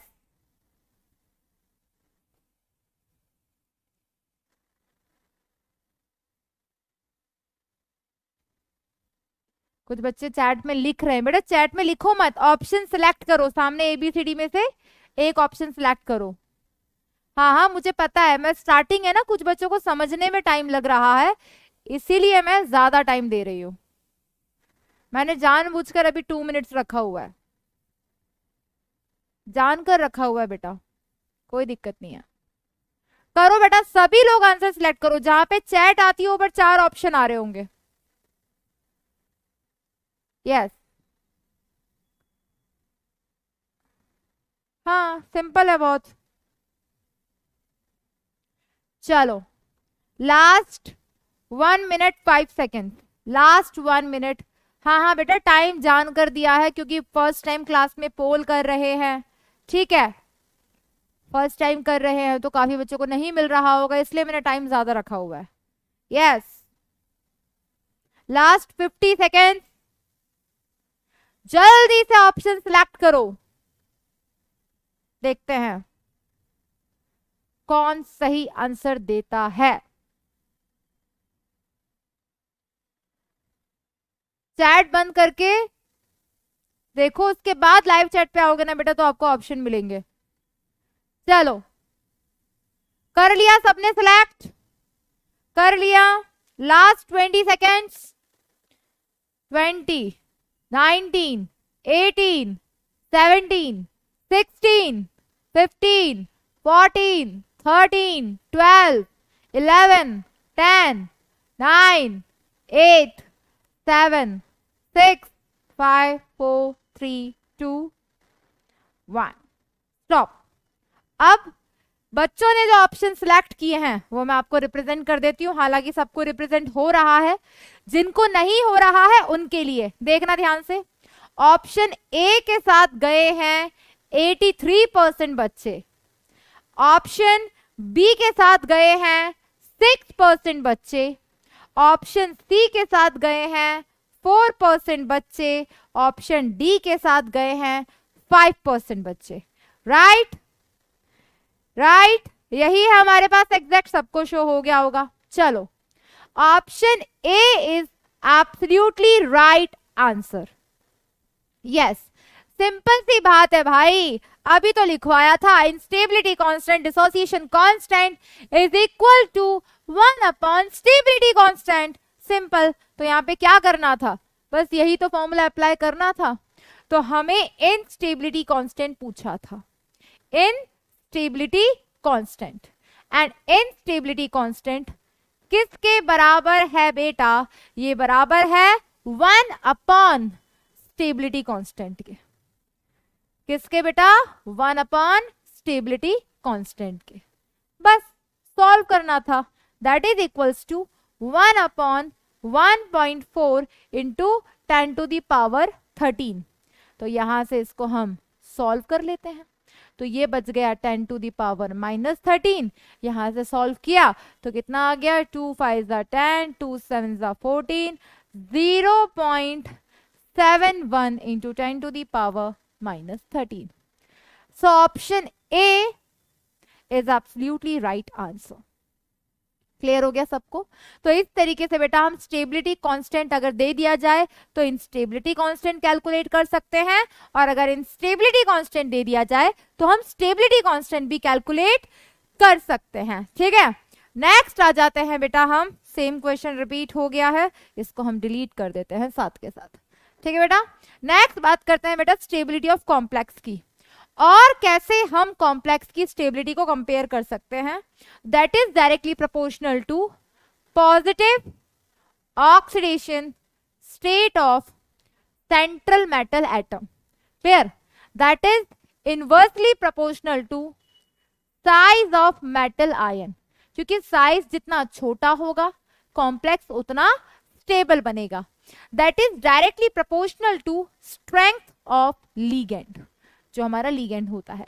तो एक तरीके से ये हम CFSE से भी कंपेयर कर सकते हैं, क्योंकि एनर्जी जितनी ज्यादा रिलीज होगी उतनी ज्यादा स्टेबिलिटी होगी. और CFSE कब ज्यादा बनती है? भावेश जोशी बोल रहे हैं मैम अब बोलो ए वाले डॉक्टर बनेंगे.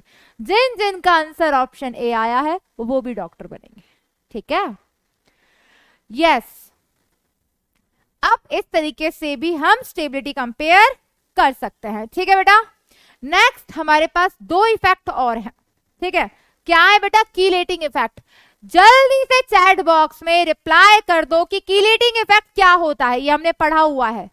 कीलेटिंग इफेक्ट क्या होता है? जब मैंने आपको पहली बार लिगेंड्स के बारे में बताया था तो मैंने क्या एक्सप्लेन किया था बेटा? बताओ जल्दी, बताओ जल्दी, बताओ. यस, कीलेट या चीलेट बोलो. Chelate ligands forms more stable complex. बताया था मैंने कि जो कीलेट लिगेंड्स होते हैं क्या होते हैं बेटा? डोनर साइड्स होती हैं इस तरीके से कि वो साइक्लिक कॉम्प्लेक्स का फॉर्मेशन करते हैं. यस, किसका फॉर्मेशन करते हैं बेटा? यस, साइक्लिक का. Small ring, cyclic structure, ring like structure. Absolutely right. तो क्या पढ़ा था हमने इसमें? Yes, yes, form ring. Piyush Kumar, Madhupriya, very good. क्या होता है बेटा इसमें? देखना ध्यान से. ये हमारे पास कॉम्प्लेक्स है कोबाल्ट. यहां पर ये अमोनिया 6 कोऑर्डिनेट बॉन्ड बनाएगा. किस तरीके से बनाएगा बेटा? इस तरीके से. तो यहां पर क्या है बेटा? नंबर ऑफ लिगेंड्स ज्यादा है. क्या है बेटा? नंबर ऑफ लिगेंड्स ज्यादा है. नंबर ऑफ लिगेंड्स ज्यादा होने से क्या होगा बेटा? नंबर ऑफ लिगेंड्स ज्यादा होने से कंपैरेटिवली हिंड्रेंस ज्यादा होगा. कंपैरेटिवली हिंड्रेंस ज्यादा होगा, स्टेबिलिटी कम होगी.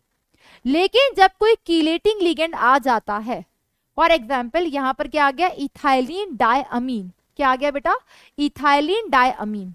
तो इस केस में क्या होगा? यहां से जो भी कॉम्प्लेक्स बनेगा, यहां से जो भी कॉम्प्लेक्स बनेगा, किस तरीके से? मान लो ये इथाइलिन डायमीन को मैंने इस तरीके से रिप्रेजेंट कर दिया, एक इथाइलिन डायमीन को मैंने इस तरीके से रिप्रेजेंट कर दिया, और एक इथाइलिन डायमीन को मैंने इस तरीके से रिप्रेजेंट कर दिया. तो इस केस में क्या हुआ? नंबर ऑफ लिगेंड्स कम हो गए. कोऑर्डिनेट बॉन्ड उतने ही हैं लेकिन नंबर ऑफ लिगेंड्स कम हो गए. नंबर ऑफ लिगेंड्स कम हो गए तो क्या होगा? हिंड्रेंस कम होगा. नंबर ऑफ लिगेंड्स कम हो गए तो जो लिगेंड्स है उनकी रैंडमनेस ज्यादा हो गई. क्या बेटा? एंट्रोपी ज्यादा हो गई, डिसऑर्डरनेस ज्यादा हो गई. एंट्रोपी ज्यादा होने की वजह से स्टेबिलिटी भी क्या हो गई बेटा? ज्यादा हो गई. तो जो कीलेटिंग लिगेंड्स होते हैं वो कंपैरेटिवली मोर स्टेबल कॉम्प्लेक्स का फॉर्मेशन करते हैं. क्लियर बेटा? Absolutely right. नेक्स्ट बेटा, macrocyclic effect.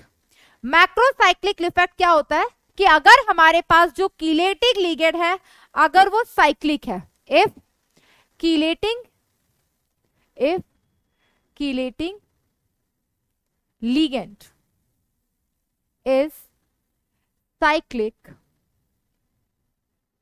then it forms stable complex. It forms stable complex. क्या करता है बेटा? स्टेबल कॉम्प्लेक्स का फॉर्मेशन करता है.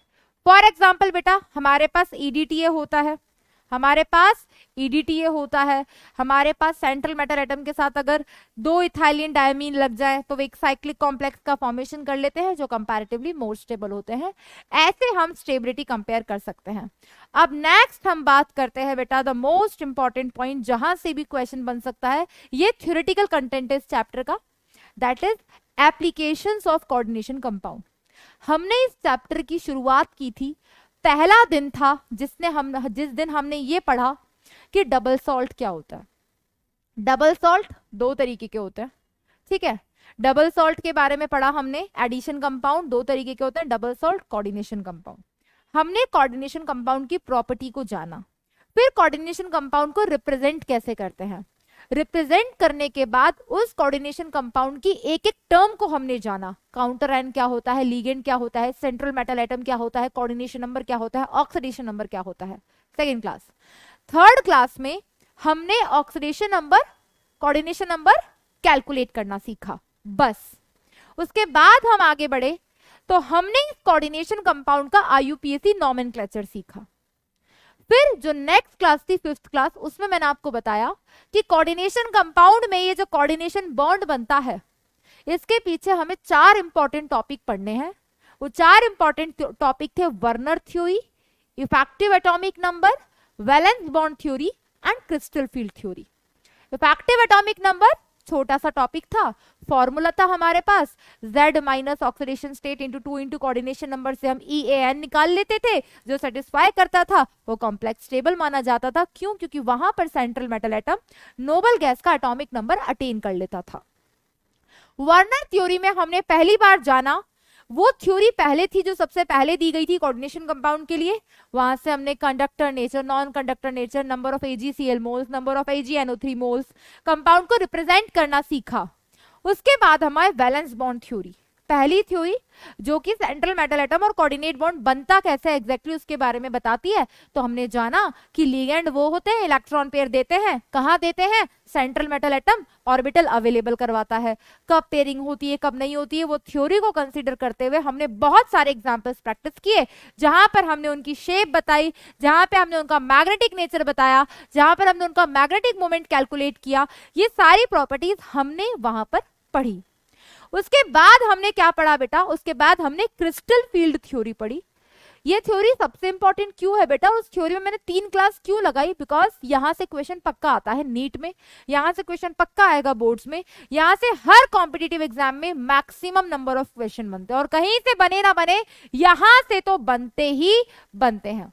CFT थ्योरी पढ़ी, उसका क्या सिग्निफिकेंस है, फिर क्वेश्चन कैसे आते हैं, ऑक्टाहेड्रल, स्क्वायर, प्लेनर, टेट्राहेड्रल, सबका क्रिस्टल फील्ड डायग्राम बनाया, CFSE निकालना सीखा, इनकी एप्लीकेशन पढ़ी, फैक्टर्स अफेक्टिंग पढ़े और क्वेश्चन प्रैक्टिस की। क्लियर? CFT खत्म होने के बाद मैंने आपको क्या बताया, ऑर्गेनोमेटेलिक कंपाउंड, क्योंकि वो भी इसी का एक टाइप है। फिर हमने इनका स्टेबिलिटी के बारे में पढ़ा और अब हम इनकी इंपॉर्टेंस पढ़ रहे हैं। That is the whole brief of that chapter, whole brief. Last topic isomerism है, जिसे हम स्टार्ट तो कल करेंगे, लेकिन ये थ्योरेटिकल है कि थ्योरी में हम पता है क्या पढ़ने वाले हैं, कि क्या इंपॉर्टेंस है इन कोऑर्डिनेशन कंपाउंड की, वो कौन सी ऐसी मेडिसिन हैं जिनमें फॉर्मूला उनका जो होता है उसमें कोऑर्डिनेट बॉन्ड होता है। क्योंकि पता है केमिस्ट्री सब जगह है, सब जगह है।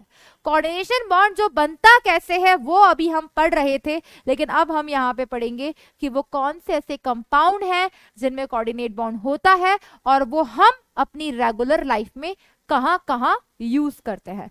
फॉर एग्जाम्पल आपने नाम सुना होगा सिस्प्लेटिन का। सिस्प्लेटिन एक एंटी कैंसर ड्रग है। वो एंटी कैंसर ड्रग का जो सिस्प्लेटिन होता है, वो सिस्प्लेटिन में भी कोऑर्डिनेट बॉन्ड प्रेजेंट होता है, उसमें भी कोऑर्डिनेट बॉन्ड प्रेजेंट होता है। हेमोग्लोबिन हो गया, उसकी स्ट्रक्चर आप ज़ूलॉजी में पढ़ते हो, 4 पोरफायरिन रिंग होती है आयरन के साथ, वहां भी कोऑर्डिनेट बॉन्ड होता है। तो ये सारी इसकी एप्लीकेशन है कि कहां कहां ये यूज होते हैं। ठीक है, सबसे पहली एप्लीकेशन क्या एप्लीकेशन है बेटा, detection and estimation of metal ions. जब हम लैब में प्रैक्टिकल परफॉर्म करते हैं और हमें मेटल आयंस का डिटेक्शन करना होता है, क्वालिटेटिव एंड क्वांटिटेटिव एनालिसिस करना होता है, तो हम कलर एस्टिमेशन रिएक्शन देखते हैं। तो कलर के हम वहां जो हम रिएजेंट यूज करते हैं, वहां जो हम केमिकल यूज करते हैं, वो केमिकल स्पेशली कीलेटिंग लिगेंड्स होते हैं जो कि साइक्लिक कॉम्प्लेक्स का फॉर्मेशन करते हैं। उसके कुछ एग्जाम्पल्स हैं बेटा, इंक्लूडिंग EDTA। पढ़ा था हमने इस लिगेंड के बारे में, जल्दी से बताओ, पढ़ा था हमने इसके बारे में। क्या फॉर्मूला होता है बेटा EDTA का, इथाइलिन डायमीन टेट्रा एसीटेट। पढ़ा था बेटा, इसकी डेंटिसिटी के बारे में पढ़ा था। डाइमिथाइल ग्लाइकोजेम ये भी यूज होता है। ये सब वो कंपाउंड्स हैं जिनमें कोऑर्डिनेट बॉन्ड होता है। सविता मेहरा जी पूछ रहे हैं क्या ये भी नोट करना है? हाँ जी बेटा, ऐसे क्वेश्चन पूछ के दुख मत दिया करो यहाँ पे। Alpha nitroso and beta naphthol cupron जैसे कंपाउंड्स हैं जिनमें प्रेजेंट होता है कोऑर्डिनेट बॉन्ड। ठीक है। हार्डनेस ऑफ वाटर, आपने 11th क्लास में एक चैप्टर पढ़ा है जिस चैप्टर का नाम है हाइड्रोजन। उस चैप्टर में हाइड्रोजन पढ़ते हो, H2O पढ़ते हो, H2O2 पढ़ते हो। H2O वाटर दो तरीके के होते हैं, soft water, hard water. Water की हार्डनेस को रिमूव करने के लिए कुछ मेथड्स पढ़ते हो और वहां एक मेथड आप पढ़ते हो आयन एक्सचेंज मेथड। वहां पर आप यूज करते हो टाइट्रेशन के लिए किसको? This compound. Clear? The calcium and magnesium ions form stable complexes with EDTA। क्योंकि बेटा हार्डनेस के लिए रिस्पॉन्सिबल कौन होते हैं? कौन रिस्पॉन्सिबल होते हैं? Chlorides and sulphides of magnesium and calcium. ठीक है। तो इन हार्डनेस को रिमूव करने के लिए एनायन को रिमूव करने के लिए तो बहुत सारे मेथड हैं, लेकिन कैटायन को रिमूव करने के लिए हम इन कॉम्प्लेक्सेस का यूज करते हैं। तो हमारे ये जो कैटायन होते हैं ये EDTA के साथ कॉम्प्लेक्स बना लेते हैं। कॉम्प्लेक्स बना लेते हैं, हम इसको सेपरेट कर देते हैं, फ्री हमें H+ मिल जाता है, OH- मिल जाता है, प्योर वाटर मिल जाता है। ठीक है। Yes, the selective estimation of these ions, in ions का जो सिलेक्टिव एस्टिमेशन हम करते हैं ये किसकी वजह से होता है बेटा? Difference in the stability constant, जो स्टेबिलिटी कांस्टेंट होते हैं उनके डिफरेंस की वजह से होता है कैल्शियम और मैग्नीशियम के कॉम्प्लेक्सेस में। एक्सट्रैक्शन प्रोसेस जो होती है मेटल्स की, मेटल को एक्सट्रैक्ट करते हैं। याद करो मेटलर्जी चैप्टर, जिन बच्चों ने छोड़ रखा है उनके लिए बोल रही हूं। हमने मेटलर्जी चैप्टर रिकॉर्डेड डाला था बेटा आप लोगों के लिए, क्योंकि ICSE बोर्ड वालों के टर्म 1 में था। तो वहां पर हमने जब सिल्वर का और गोल्ड का एक्सट्रैक्शन किया था तो हमने कुछ कॉम्प्लेक्सेस का फॉर्मेशन किया था। वो जो कॉम्प्लेक्स थे जो गोल्ड के और सिल्वर के थे, लाइक गोल्ड ऑरोसाइनेट, इसको ऑरोसाइनेट बोल रहे थे, सोडियम ऑरोसाइनेट, पोटेशियम ऑरोसाइनेट, ये कॉम्प्लेक्स है, ये कोऑर्डिनेशन कंपाउंड है जिसमें कोऑर्डिनेट बॉन्ड प्रेजेंट होता है। तो वो हर कंपाउंड जिसमें कोऑर्डिनेट बॉन्ड होता है वो कहलाता है कॉम्प्लेक्स, वो कहलाता है कोऑर्डिनेशन कंपाउंड। और यहाँ एप्लीकेशन में हम ये देख रहे हैं कि कहां कहां कोऑर्डिनेशन था, लेकिन हमें तब तक नहीं पता था कि कोऑर्डिनेशन का मतलब क्या होता है, कोऑर्डिनेट बॉन्ड कैसे बनता है। अब हम पढ़ चुके हैं, अब हम रिकॉल कर रहे हैं। हाइड्रोजन चैप्टर में भी था, मेटलर्जी में भी था, right? With cyanide in the presence of oxygen and water to form the coordinate entity that orocyanide in aqueous solution. Gold can be separated in metallic form from this solution by the addition of zinc. हमने ये पढ़ा हुआ है बेटा, ठीक है। Next आ जाओ बेटा, सिमिलरली प्योरिफिकेशन ऑफ मेटल्स। हमने मेटलर्जी चैप्टर में मेटल को एक्सट्रैक्ट करने के 5-6 प्रोसेस पढ़े थे। पहले प्रोसेस में हम क्या करते थे? ओर्स को कलेक्ट कर लेते थे, ठीक है, जिसे हम कहते थे, क्या कहते थे? Grinding, crushing. उसके बाद हम उस ओर को प्योर करते थे जिसे हम कहते थे beneficiation of ore, enrichment of ore. उसके बाद उस ओर को ऑक्साइड में कन्वर्ट करते थे कैल्सिनेशन रोस्टिंग से, फिर उस ऑक्साइड को रिड्यूस करते थे और वहां से मेटल ऑब्टेन करते थे। लास्ट स्टेप होता था मेटल को रिफाइन करने का, और वहां पे एक प्रोसेस हमने पढ़ा था that is van Arkel method and Mond's process, जहां पे हमने क्या किया था? मेटल्स को एक कॉम्प्लेक्स में कन्वर्ट किया था। जिन कॉम्प्लेक्स में कन्वर्ट किया था वो एक कोऑर्डिनेटेड कंपाउंड था। याद करो NiCO4 जैसे कंपाउंड थे जिसे फर्दर डिकम्पोज करके हम प्योर निकल ऑब्टेन करते हैं, तो वहां पर भी कोऑर्डिनेशन कंपाउंड था, right? Similarly, purification of metals can be achieved through the formation and subsequent decomposition of the coordination compound. For example, impure nickel, purification कर रहे हैं, निकल को प्योरीफाई कर रहे हैं, तो वहां पर हमने इसको यूज किया था। Coordination compound are of great importance in biological system. आप zoology में भी पढ़ते हो बेटा, pigment responsible for photosynthesis. Botany में पढ़ते हो ना बेटा, क्लोरोफिल, ये भी क्या है? ये भी एक कोऑर्डिनेशन कंपाउंड है मैग्नीशियम का। आपने सुना है हेमोग्लोबिन, ये भी क्या है? कोऑर्डिनेशन कंपाउंड है आयरन का, जो कि किसकी तरह बिहेव करता है? red pigment of blood which acts as a oxygen carrier is a coordination compound of iron. आपको तो स्ट्रक्चर भी याद होगी, कैसे आयरन के साथ 4 पोरफायरिन रिंग्स होती हैं नाइट्रोजन की. Vitamin B12 coordination compound. Compound किसका है? कोबाल्ट का. एंजाइम्स जो आप पढ़ते हो बेटा, like carboxy peptidase A and carbonic anhydrase, catalyst है बेटा बायोलॉजिकल सिस्टम में जो यूज होता है, ये भी एक कोऑर्डिनेशन कंपाउंड है. Coordination compounds are used as a catalyst. किसकी तरह यूज होते हैं बेटा?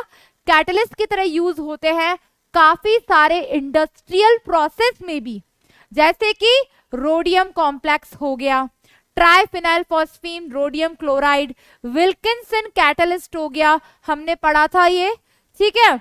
ये यूज होता है हाइड्रोजनेशन ऑफ एल्कीन्स के लिए. एल्कीन का जब हाइड्रोजन का एडिशन करा के हाइड्रोकार्बन बनाते हैं, एल्कीन बनाते हैं, तो वो हाइड्रोजनेशन कहलाता है. वहां पे ये कैटलिस्ट हम यूज करते हैं, राइट. नेक्स्ट बेटा, articles can be electroplated with silver and gold much more smoothly evenly from the solution of complexes that silver cyanide and gold cyanide than from a solution of simple metal ions. Again ये ions का हम use करते हैं जो comparatively more stable हमारे लिए रहते हैं. नेक्स्ट बेटा, इन ब्लैक एंड व्हाइट फोटोग्राफी, अगर ये ना दिख रहा हो तो बता दूं, ये लिखा हुआ है बेटा ब्लैक एंड व्हाइट फोटोग्राफी. पता है ना पहले के टाइम पे होती थी. That is developed film is fixed by washing with hypo solution. तो हाइपो सॉल्यूशन जो होता है, आप पहले के टाइम पे ब्लैक एंड व्हाइट जो फोटोग्राफी करते थे बेटा, जिस सॉल्यूशन में वो केमिकल जो होता था हाइपो सॉल्यूशन जो यूज होता था, उसे हम डिसॉल्व करते थे किसमें? AgBr के अंदर, और वहां से कॉम्प्लेक्स आयन बनता था. और ये कॉम्प्लेक्स आयन जो बनता था, इसमें भी कोऑर्डिनेट बॉन्ड होता था. क्लियर. नेक्स्ट बेटा, कीलेट थेरेपी, ये जो हमारे पास कीलेट कॉम्प्लेक्सेस बनते हैं, इसका मेडिकल में भी बहुत यूज है. फॉर एग्जाम्पल, जो हम ट्रीटमेंट करवाते हैं, presence of metals in toxic proportion in plant और एनिमल सिस्टम, दस एक्सेस ऑफ कॉपर, अगर किसी की बॉडी में ज्यादा कॉपर या ज्यादा आयरन है तो हम उसे रिमूव कर सकते हैं कीलेटिंग लिगेंड से, लाइक डी पेनिसिलमीन एंड डिस्प्रोक्साऑक्सिम. ये सब आपने जोलॉजी में पढ़ा होगा बेटा. यहां से बस ये बिल्कुल बेटा एनसीईआरटी की लाइन है, बिल्कुल एनसीईआरटी की लाइन है. क्लियर. तो यहां पे ये सारे कॉम्प्लेक्सेस जो है, ये सब के सब कोऑर्डिनेट बॉन्ड रखते हैं अपने पास. EDTA को हम और कहा यूज करते हैं बेटा? लेड पॉइजनिंग के ट्रीटमेंट के लिए भी यूज करते हैं. इंपॉर्टेंट पॉइंट्स है बेटा ये. Some coordination compounds of platinum effectively inhibit the growth of tumours. Cancer क्या होता है बेटा? Uncontrolled division of cell. तो उसको इनहिबिट करता है, रोकता है ट्यूमर बनने से, ग्रोथ होने से. कौन बेटा? सिस्प्लेटिन. इसीलिए हम सिस्प्लेटिन को और क्या बोलते हैं बेटा? इसे हम एंटी कैंसर ड्रग भी बोलते हैं, एंटी कैंसर ड्रग भी बोलते हैं. क्लियर. एंड रिलेटेड कंपाउंड्स जो भी इससे बने हुए हैं. सिस्प्लेटिन का फॉर्मूला देख लेना बेटा एक बार, ठीक है, ठीक है. PtCl2 अमोनिया 2 टाइम्स, PtCl2 मैं ही लिख देती हूँ, PtCl अमोनिया अमोनिया, ये हमारे पास होता है सिस्प्लेटिन. क्लियर. यस बेटा. तो यहां से इस तरीके के क्वेश्चंस आते हैं. क्लियर बेटा. तो हमने इस चैप्टर में बस हमारा लास्ट टॉपिक रह गया है बेटा, दैट इज आइसोमेरिज्म. उसे हम नेक्स्ट क्लास में शुरू करेंगे. आइसोमेरिज्म थोड़ा बहुत तो आप सबको आता है, नहीं भी आता है तो कोई दिक्कत नहीं है, कल हम इमेजिन करेंगे. कुछ लाइंस आप लोगों के लिए लिखी हुई है, एक बार ध्यान से पढ़ो, ध्यान से पढ़ो बेटा. एक बार क्या लाइंस आप लोगों के लिए लिखी हुई है देखो एक बार.